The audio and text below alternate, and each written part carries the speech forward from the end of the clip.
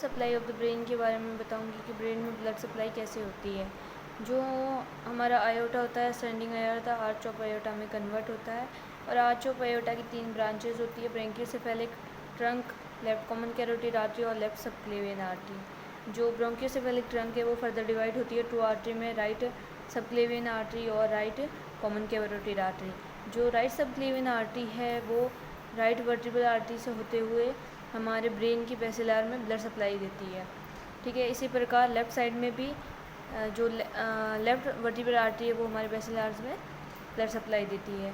फिर जो right common carotid artery है वो फर्दर डिवाइड होती है एक्सटर्नल कैरोटिड आर्टरी और internal carotid artery.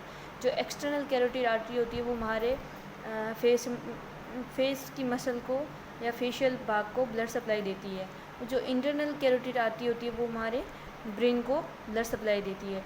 Internal carotid artery further 2 भाग में डिवाइड होती है, मीडियल सेरेब्रल आर्टरी और एंटीरियर सेरेब्रल आर्टरी।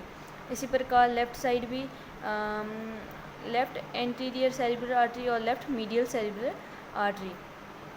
फिर जो बेसिलर होती है, बेसिलर फर्दर 2 पार्ट में डिवाइड होती है, पोस्टीरियर सेरेब्रल आर्टरी और मतलब राइट पोस्टीरियर सेरेब्रल आर्टरी और लेफ़्ट पोस्टीरियर सेरेब्रल आर्टरी। जो मीडियल आर्टरी और लेफ़्ट पोस्टीरियर सेरेब्रल आर्टरी है वो एक दूसरे से कम्युनिकेट होती है, जिसे पोस्टीरियर कम्युनिकेटिंग आर्टरी कहते हैं। और जो दोनों एंटीरियर सेरेब्रल आर्टरी लेफ़्ट वाली और राइट वाली जो एक दूसरे से कनेक्टेड होती है वो होती है एंटीरियर कम्युनिकेटिंग आर्टरी।